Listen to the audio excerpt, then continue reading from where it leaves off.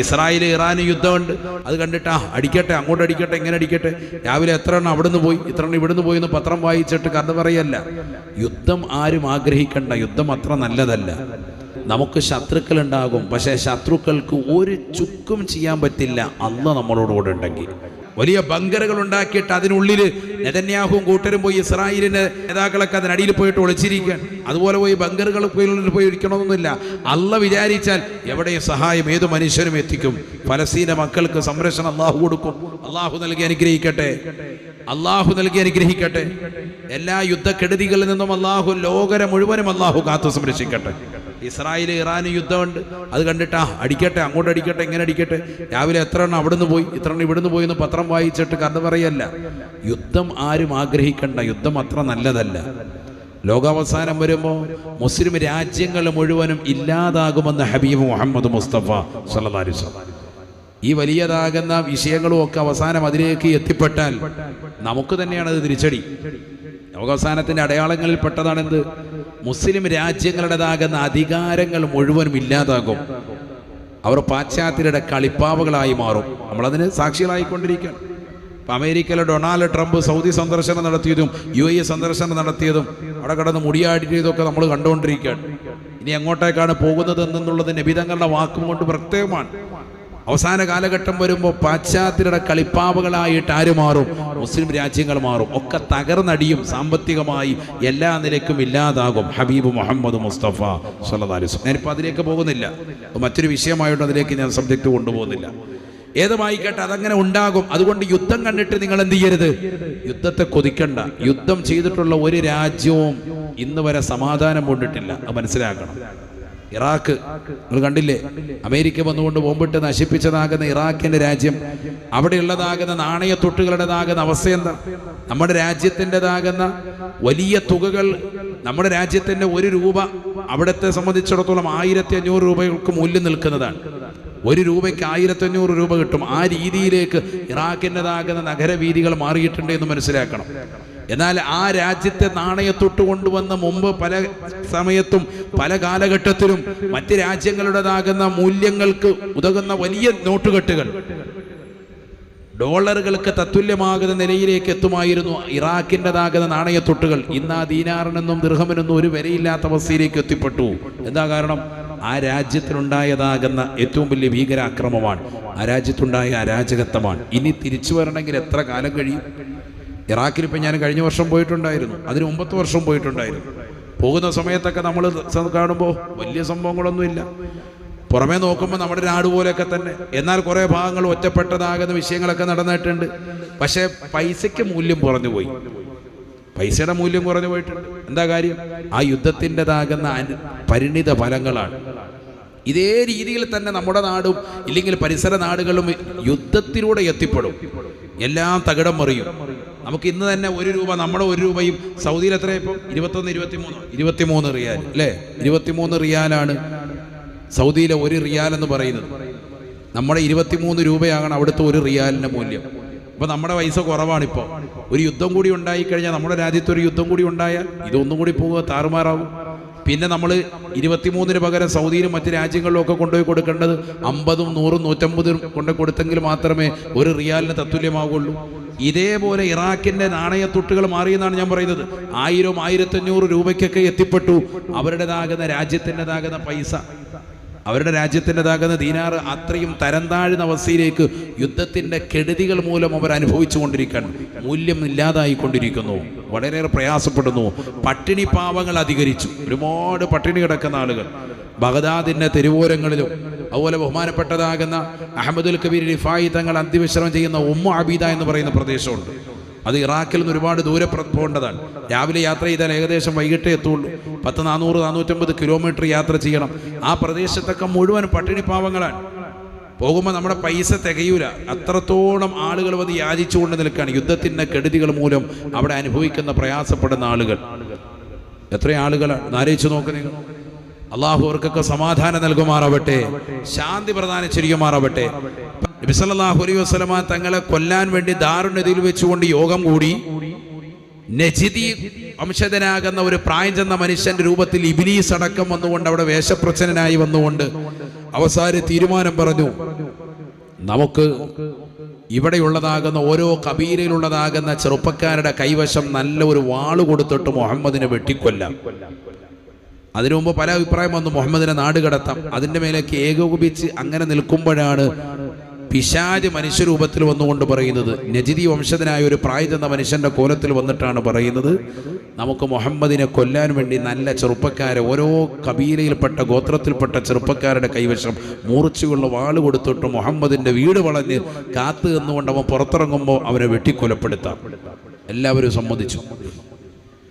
റബ്ബിന്റെ ഖളാ ആണ്, അങ്ങനെ തീരുമാനമാകട്ടെ. ആ തീരുമാനത്തിന്മേൽ ഉറച്ചവരെല്ലാവരും കൊല്ലാൻ വേണ്ടി ഒരുങ്ങി തയ്യാറാടുകയാണ്. അപ്പൊ അല്ലാഹു തന്നെ വഹി അറിയിച്ചു, വഇദ് യംകുറു ബിക്കല്ലദീന കഫറൂ ലിയുസ്ബിതൂക ഔ യഖ്തുലൂക ഔ യുഖ്രിജൂക വയംകുറൂന വയംകുറുല്ലാഹ് വല്ലാഹു ഖൈറുൽ മാകിരീൻ. നബിയെ, തങ്ങളെ നാട്ടിൽ നിന്ന് പുറത്താക്കണമെന്നും തങ്ങളെ ഇവിടെ ഇട്ടുകൊണ്ട് ഇല്ലായ്മ ചെയ്യണമെന്നും കൊന്നുകളയണമെന്നുമൊക്കെ പല തീരുമാനമായിക്കൊണ്ട് ആളുകൾ വരുന്നുണ്ട്. അവർ കൊല്ലാൻ വേണ്ടിയുള്ള തീരുമാനത്തിന്മേൽ അവരെല്ലാവരും ഉറച്ചിട്ട് ഇന്നെത്തും. തങ്ങൾ ഇവിടുന്ന് എത്രയും പെട്ടെന്ന് പോകണം. നബി സല്ലല്ലാഹു അലൈഹി വസല്ലം തങ്ങൾ സഹാബത്തിനെ പലരെയും നേരത്തെ തന്നെ മക്കയിൽ നിന്ന് ഹബിഷയിലേക്ക്, എത്യോപ്യയിലേക്കും അതുപോലെ തന്നെ മദീനയിലേക്കും ഒക്കെ യാത്ര തിരിച്ചവരുണ്ട്. പല ആളുകൾ നേരത്തെ പലായനം തുടങ്ങിയിട്ടുണ്ട്. എപ്പോഴാണ് എനിക്ക് പോകേണ്ടത് എന്ന് പറഞ്ഞ് നബിതങ്ങളുടെ അടുക്കൽ വന്ന് അനുവാദം ചോദിച്ച അബൂബക്കർ സിദ്ദീഖ് റളിയല്ലാഹു അൻഹു നബിതങ്ങൾ പറഞ്ഞു, അബൂബക്കറെ നീ ക്ഷമിക്ക്, ലഅല്ലല്ലാഹു യജഅല ലക സാഹിബ, നിനക്ക് ചിലപ്പോൾ അള്ളാഹു ഒരു കൂട്ടുകാരനെ തരും എന്ന് സയ്യിദുനാ റസൂലുള്ളാഹി സ്വല്ലല്ലാഹു അലൈഹി വസല്ലം. അപ്പോൾ മുതൽ മനസ്സിൽ വല്ലാത്ത കൊതിയാണ് അബൂബക്കർ സിദ്ദീഖ് റളിയല്ലാഹു അൻഹു. ആ സാഹിബ് ആരാവണം?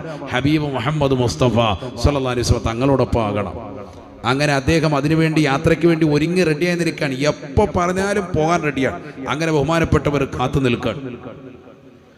അപ്പോഴാണ് രാത്രി നബി സല്ലല്ലാഹു അലൈഹി വസല്ലം തങ്ങൾ അലി റളിയല്ലാഹുവിന്റെ വീട്ടിൽ തന്റെ പുതപ്പിൽ പുതച്ചു കിടത്തിയിട്ട്, ചരിത്രം വിശാലമാണ്, ഞാൻ ചുരുക്കി പറയുന്നു. ഹിജ്റ എന്ന് പറയുന്നത് വിശാലമായി പറയേണ്ടതാണ്. നബി സല്ലല്ലാഹു അലൈഹി വസല്ലം തങ്ങൾ വീട്ടിൽ നിന്ന് പുറത്തിറങ്ങുകയാണ്. അള്ളാഹു പറയുകയാണ് ഖുർആനിലൂടെ, വല്ലാഹു ഖൈറുൽ മാകിരീൻ.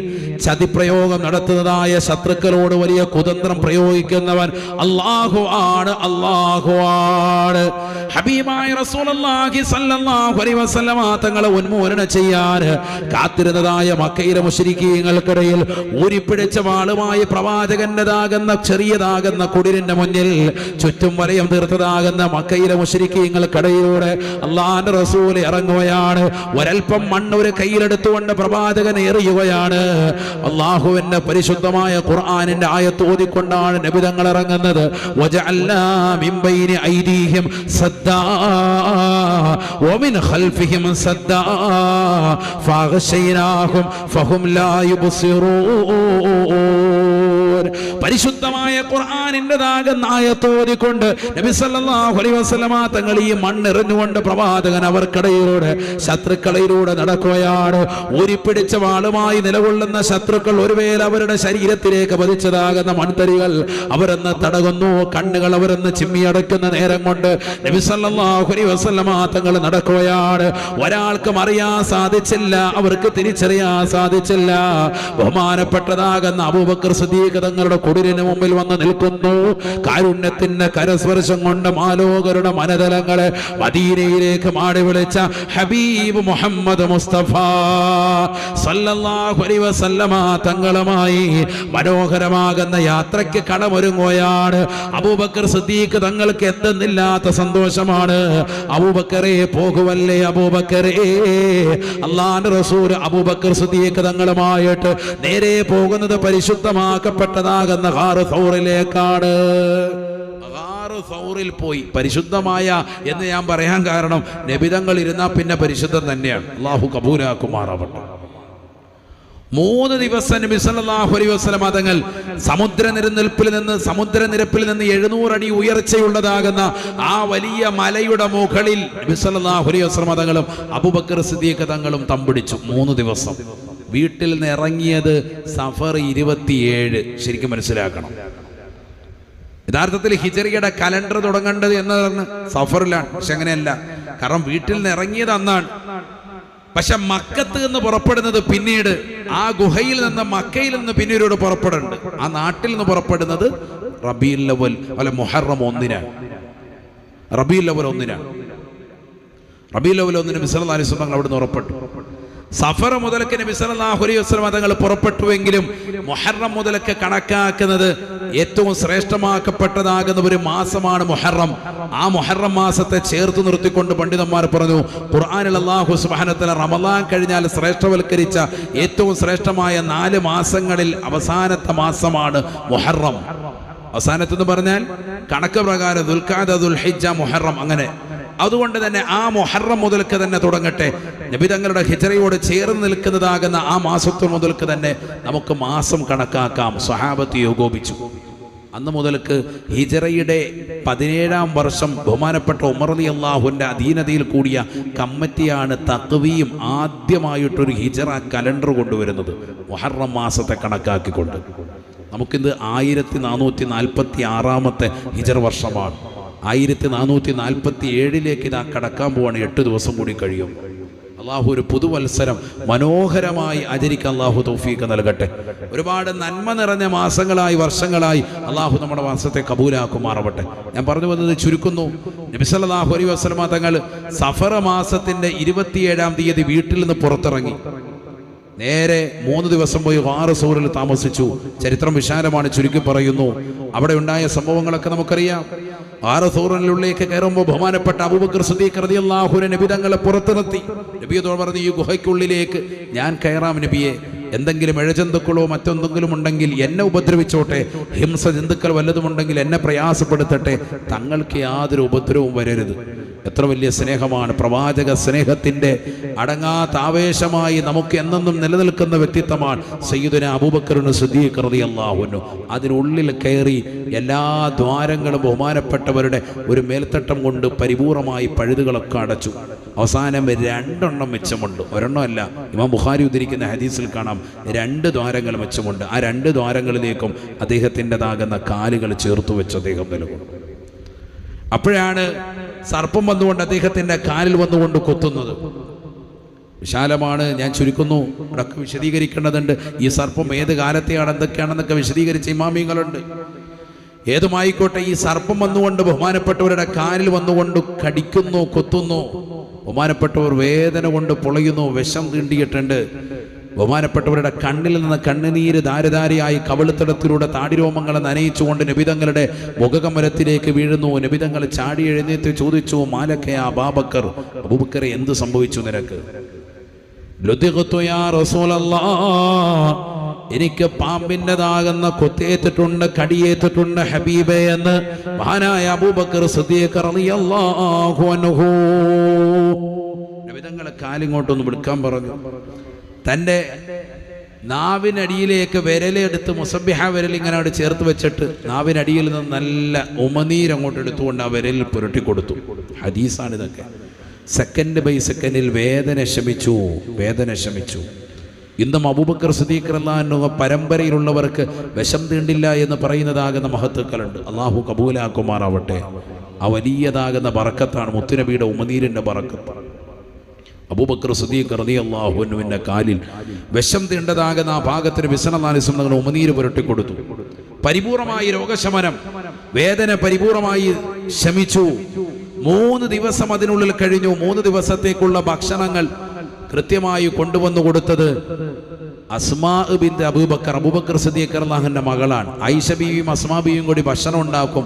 എന്നിട്ട് അസ്മായിന്റെ കയ്യിൽ കൊടുത്തുവിടും. അസ്മാ ബീവി ഇതുമായിട്ട് വരും. ഈ മലമുകളിൽ കയറി ഗാർ സൂറിൽ കൊണ്ടുപോയി ഭക്ഷണം കൊടുക്കും. രാത്രിയിലാണ് വരിക. അസ്മാ പോയതും അതുപോലെ തന്നെ നബി സല്ലല്ലാഹു അലൈഹി വസല്ലം തങ്ങൾ അബൂബക്കർ സിദ്ദീഖ് റളിയല്ലാഹു അൻഹു പോയ സഞ്ചരിച്ചതാകുന്ന വഴിയിലൂടെ ആമിർ ബിൻ ഫുഹൈറ എന്ന് പറയുന്ന അബൂബക്കർ സിദ്ദീഖ് റളിയല്ലാഹുവിന്റെ ഒരു അടിമയുണ്ടായിരുന്നു. അദ്ദേഹം ആടുകളെ മുഴുവനും ഈ വഴികളിലൂടെ മേച്ചുകൊണ്ട് നടക്കും രാത്രിയിൽ. അതിനാ ഇവര് പോയ വഴിയിലുള്ള കാൽപാദങ്ങൾ പിന്തുടർന്നിട്ട് ഇനി ശത്രുക്കൾ അതുവഴി വരാതിരിക്കാൻ 100 കണക്കിന് ആടുകളെ ഇവര് പോയ വഴിയിലൂടെ ആടിനെങ്ങനെ മേയ്ക്കുക. അപ്പം മരുഭൂമിയിലൂടെ ഈ ആടിന്റെ കാൽപാദം കൂടി ചേർന്ന് വരുമ്പോഴത്തേക്കും മനുഷ്യന്റെ കാൽപാദം തിരിച്ചറിയാൻ പറ്റാതെ, ഇല്ലെങ്കിൽ കൗമ വേറെയാണ്. അമ്മാരാ കാൽപാദം നോക്കിയിട്ട് ഇവിടെ വരും. അങ്ങനെ വന്നല്ലോ. അവസാനം എവിടം വരെ വന്നു? ഈ ഗാർ സൂറിൽ നബി സല്ലല്ലാഹു അലൈഹി വസല്ലം തങ്ങളുടെ മുന്നിലെത്തി. യഥാർത്ഥത്തിൽ എല്ലാവരും പോയിക്കൊണ്ടിരിക്കുന്നത് മദീനയിലേക്കാണ്. മദീനയോ മക്കയുടെ നേരെ വടക്ക് വശമാണ്. പക്ഷേ നബി സല്ലല്ലാഹു അലൈഹി വസല്ലം നിങ്ങൾ വീട്ടിൽ നിന്ന് ഇറങ്ങിയിട്ട് ബുദ്ധിപൂർവ്വം നേരെ ഇങ്ങോട്ട് പോയി തെക്ക് വശത്തേക്ക് പോയി. തെക്ക് ഭാഗത്താണ് ഏതുള്ളത്? ഈ ഗാർ സൗർ ഉള്ളത്. അവരെ വഴിതെറ്റിക്കാനാണ്, റൂട്ട് മാറ്റി. ബുദ്ധിയുള്ള മുത്തുനബി സല്ലല്ലാഹു അലൈഹി വസല്ലം തങ്ങൾ ശത്രുക്കളിൽ നിന്ന് അങ്ങോട്ട് ഓടി.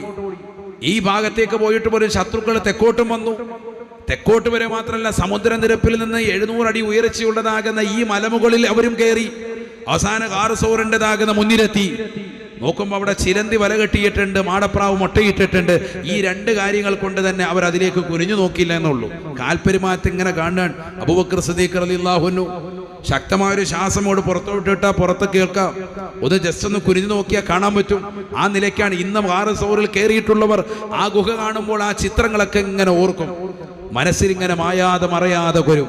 നബി സല്ലല്ലാഹു അലൈഹി വസല്ലമ തങ്ങളെ മടിയിൽ കടത്തിയിട്ട് ബഹുമാനപ്പെട്ട അബൂബക്കർ സിദ്ദീഖ് റളിയല്ലാഹു അൻഹു ഗുഹയിലുള്ളതാകുന്ന 2 ദ്വാരങ്ങളിലേക്ക് കാല് ചേർത്ത് വെച്ച് കടക്കുന്നതും ബഹുമാനപ്പെട്ടവർ ഇരിക്കുന്നതും അപ്പോൾ വന്നുകൊണ്ട് പാമ്പ് വന്നുകൊണ്ട് കടിക്കുന്നതും ആ സമയത്ത് കണ്ണിൽ നിന്ന് കണ്ണുനീരൊഴുകി പ്രവാചകന്റെ മുഖത്ത് വീഴുന്നതും നബി തങ്ങൾ എഴുന്നേൽക്കുന്നതും ഒക്കെ ആ ചിത്രങ്ങളും ചരിത്രമോളും ഒക്കെ അവിടെ ഇരുന്നുകൊണ്ട് നമ്മൾ ഓർത്തുപോകും.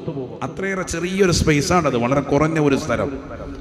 പക്ഷേ അവിടെ മാടപ്രാവിനെ കൊണ്ടുവന്ന് മുട്ടയിടിച്ചു. മനുഷ്യവാസമുള്ള ഒരു സ്ഥലത്ത് മാടപ്രാവ് വന്നിരുന്ന് മുട്ടയിട്ട് അടയിരിക്കൂല. അതുപോലെ ചിലന്തികളെ കൊണ്ടുവന്ന് വല നെയ്യിച്ചു. ഒരു ചിലന്തി വല ഒരു മനുഷ്യൻ അങ്ങോട്ട് പോയിട്ടുണ്ടെങ്കിൽ ചിലന്തി വല എന്തായാലും പൊട്ടിയിട്ടുണ്ടാകും. അതുകൊണ്ട് അവിടെ ഒരു മനുഷ്യനില്ല എന്ന് അങ്ങോട്ടൊന്ന് നോക്കൂ എന്ന് പറഞ്ഞ ശത്രുക്കളോട് പോലും ശത്രുവിൽ പെട്ടതാകുന്ന ആളുകൾ പറയുന്ന അവിടെ ഒരു മനുഷ്യനില്ല. കാരണം എന്താ? നോക്കൂ, നിങ്ങൾ വലിയൊരു ചിലന്തി വല കെട്ടിയിരിക്കുന്നുണ്ടില്ലേ, മനുഷ്യൻ കയറിയാണെങ്കിൽ എന്തായാലും ഇത് പൊട്ടിപ്പോകണ്ടേ എന്ന് പറയാൻ. നോക്കൂ, ലന്നുൽ ഹമാമ വലന്നുൽ അൻകബൂത് അലാ ഹജിരിൻ ലിതഹ്താത ബിൽ ഖൈറൈനി മുഅ്തദില. ഖുർആൻ പറയും, ബഹുമാനപ്പെട്ടതാകുന്ന ഇമാം ബൂസീരി റളിയല്ലാഹു അൻഹു പറയാൻ, മാടപ്രാവിനെ മുട്ടയിട്ടുകൊണ്ട് മാടപ്രാവ് കൊണ്ട് അടയിരുന്നുകൊണ്ട് അല്ലാഹു സുബ്ഹാനഹു വ തആല ഒരു പ്രാവിനെ കൊണ്ട് മുത്തുനബി സല്ലല്ലാഹു അലൈഹി വസല്ലം തങ്ങൾക്ക് സംരക്ഷണം നൽകി. ചിലന്തിയുടെ വല കൊണ്ട് മനുഷ്യനിങ്ങനെ കൈകൊണ്ട് ഇങ്ങനെ തട്ടിയാൽ ഇല്ലാതാകുന്നതാണ് എന്ത്? ചിലന്തിയുടെ വല. അതുകൊണ്ട് അല്ലാഹു സംരക്ഷണം നൽകി ആർക്ക്? ഹബീബ് മുഹമ്മദ് മുസ്തഫ സല്ലല്ലാഹു അലൈഹി വസല്ലം. മനസ്സിലാക്കേണ്ട വലിയ പാഠാണ്. ഹിജറ നൽകുന്ന ഒരുപാട് പാഠങ്ങളിൽപ്പെട്ട ഒരു പാഠമാണെന്ത്? നമുക്ക് ശത്രുക്കൾ ഉണ്ടാകും, പക്ഷേ ശത്രുക്കൾക്ക് ഒരു ചുക്കും ചെയ്യാൻ പറ്റില്ല അല്ലാഹ് നമ്മളോടുകൂടെ ഉണ്ടെങ്കിൽ. അല്ലാഹ് നമുക്ക് കാവൽ നൽകുന്നത് മാടപ്രാവിനെ കൊണ്ടും ചിലന്തിവല കൊണ്ടും ഒക്കെ ആയിരിക്കും. ചെറിയ കാര്യം, മനുഷ്യർ വലിയതാകുന്ന കോട്ടയ്ക്കുള്ളിലൊന്നും പോയി സഹവസിക്കണമെന്നില്ല. അള്ളാഹു സഹായം നൽകാൻ വിചാരിച്ചാൽ ചിലന്തി വല കൊണ്ട് കെട്ടിയിട്ട് നിനക്ക് സഹായം തരും. ഒരു വല ചെറുതായിട്ട് നെയ്തിട്ട് അതിനുള്ളിൽ അള്ളാഹു അഭയം കൊടുത്തു ഹബീബ് മുഹമ്മദ് മുസ്തഫ സല്ലല്ലാഹു അലൈഹി വസല്ലം. അപ്പൊ റബ്ബിന്റെ സഹായം എന്ന് പറഞ്ഞാൽ വളരെ വലുതാ. അതിന് വലിയ കോട്ടയൊന്നും വേണമെന്നില്ല. വലിയ ബങ്കറുകൾ ഉണ്ടാക്കിയിട്ട് അതിനുള്ളിൽ നെതന്യാഹുവും കൂട്ടരും പോയി ഇസ്രായേലിന്റെ നേതാക്കളൊക്കെ അതിനടിയിൽ പോയിട്ട് ഒളിച്ചിരിക്കാൻ. അതുപോലെ പോയി ബങ്കറുകൾ പോയി ഇരിക്കണമെന്നൊന്നുമില്ല. അള്ളാഹ് വിചാരിച്ചാൽ എവിടെയും സഹായം ഏത് മനുഷ്യരും എത്തിക്കും. ഫലസ്തീന മക്കൾക്ക് സംരക്ഷണം അള്ളാഹു കൊടുക്കും. അള്ളാഹു നൽകി അനുഗ്രഹിക്കട്ടെ, അള്ളാഹു നൽകി അനുഗ്രഹിക്കട്ടെ. എല്ലാ യുദ്ധക്കെടുതികളിൽ നിന്നും അള്ളാഹു ലോകരെ മുഴുവനും അള്ളാഹു കാത്തു സംരക്ഷിക്കട്ടെ. ഇസ്രായേൽ ഇറാൻ യുദ്ധമുണ്ട്, അത് കണ്ടിട്ടാ അടിക്കട്ടെ, അങ്ങോട്ട് അടിക്കട്ടെ, ഇങ്ങനെ അടിക്കട്ടെ. രാവിലെ എത്ര എണ്ണം അവിടുന്ന് പോയി, ഇത്ര എണ്ണം ഇവിടുന്ന് പോയി എന്ന് പത്രം വായിച്ചിട്ട് കഥ പറയല്ല. യുദ്ധം ആരും ആഗ്രഹിക്കണ്ട, യുദ്ധം അത്ര നല്ലതല്ല. ലോകാവസാനം വരുമ്പോൾ മുസ്ലിം രാജ്യങ്ങൾ മുഴുവനും ഇല്ലാതാകുമെന്ന് ഹബീബ് മുഹമ്മദ് മുസ്തഫ സല്ലല്ലാഹു അലൈഹി വസല്ലം. ഈ വലിയതാകുന്ന വിഷയങ്ങളും ഒക്കെ അവസാനം അതിലേക്ക് എത്തിപ്പെട്ടാൽ നമുക്ക് തന്നെയാണ് അത് തിരിച്ചടി. ലോകാവസാനത്തിന്റെ അടയാളങ്ങളിൽ പെട്ടതാണെന്ത്? മുസ്ലിം രാജ്യങ്ങളുടേതാകുന്ന അധികാരങ്ങൾ മുഴുവനും ഇല്ലാതാകും.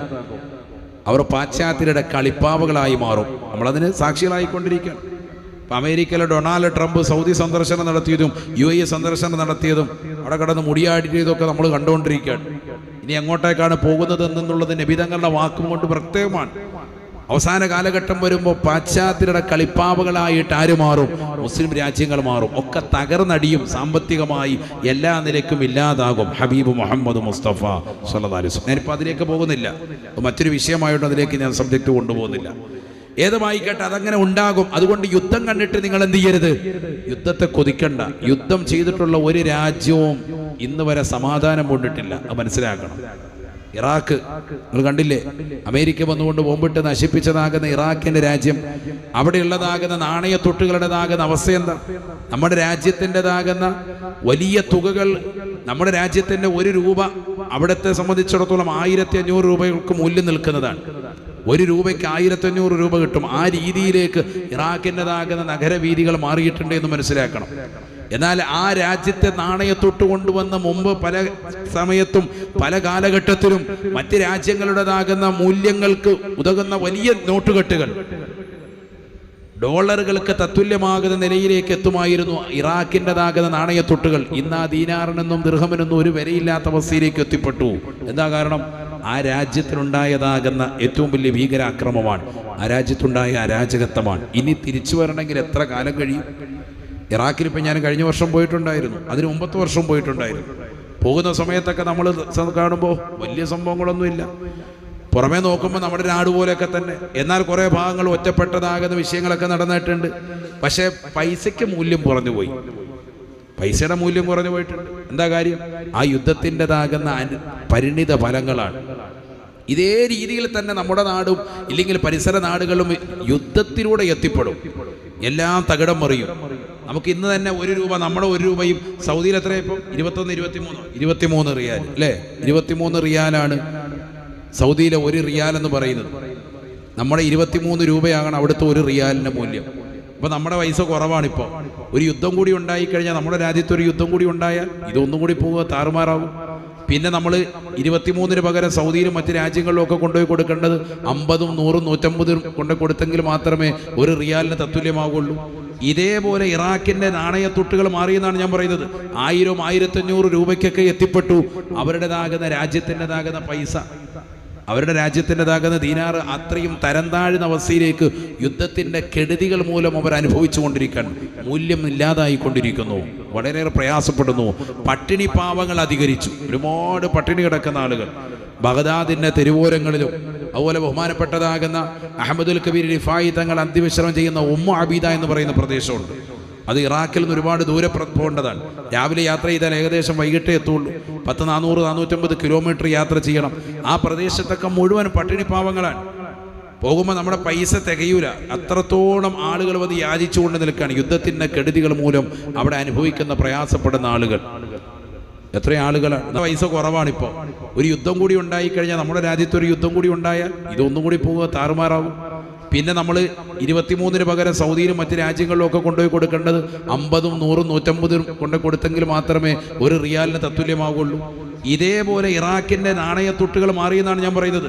1000, 1500 രൂപയ്ക്കൊക്കെ എത്തിപ്പെട്ടു അവരുടേതാകുന്ന രാജ്യത്തിൻ്റെതാകുന്ന പൈസ, അവരുടെ രാജ്യത്തിൻ്റെതാകുന്ന ദീനാറ്. അത്രയും തരം താഴ്ന്ന അവസ്ഥയിലേക്ക് യുദ്ധത്തിൻ്റെ കെടുതികൾ മൂലം അവർ അനുഭവിച്ചു കൊണ്ടിരിക്കാൻ, മൂല്യം ഇല്ലാതായിക്കൊണ്ടിരിക്കുന്നു, വളരെയേറെ പ്രയാസപ്പെടുന്നു. പട്ടിണി പാവങ്ങൾ അധികരിച്ചു. ഒരുപാട് പട്ടിണി കിടക്കുന്ന ആളുകൾ ബഗ്ദാദിൻ്റെ തെരുവോരങ്ങളിലും അതുപോലെ ബഹുമാനപ്പെട്ടതാകുന്ന അഹമ്മദുൽ കബീർ റിഫായി തങ്ങൾ അന്ത്യവിശ്രമം ചെയ്യുന്ന ഉമ്മു അബീദ എന്ന് പറയുന്ന പ്രദേശമുണ്ട്. അത് ഇറാഖിൽ നിന്ന് ഒരുപാട് ദൂരെ പോകേണ്ടതാണ്.